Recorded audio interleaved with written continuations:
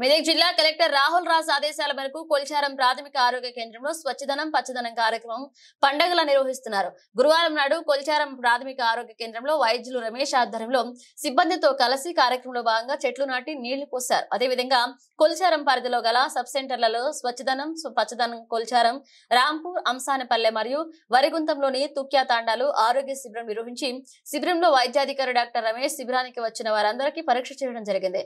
వారికి మందులు కూడా ఇవ్వడం జరిగింది. షుగర్ మరియు బీపీ పేషెంట్లను గుర్తించి వాళ్లకు నెలకు సరిపడా మందులు ఇవ్వడం జరిగింది. అదేవిధంగా పరిసరాల పరిశుభ్రత గురించి వివరించడం జరిగింది. పరిసరాలు పరిశుభ్రంగా లేకపోతే డెంగ్యూ, మలేరియా, చికెన్ గున్యా, డయేరియా వచ్చే ఆస్కారం ఉందని తెలిపారు.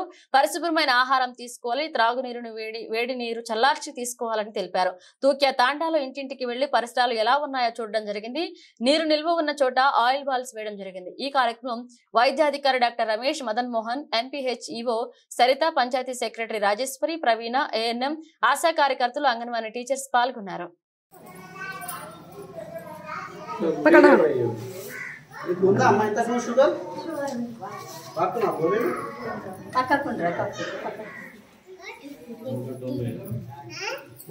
వచ్చింది ఎప్పుడెప్పుడు వేసుకుంటున్నాం పొద్దున వేసుకుంటున్నాం పొద్దున సాయంత్రం ఇప్పుడు గోళీలు ఇస్తాము పొద్దున సాయంత్రం వేసుకోవాలి.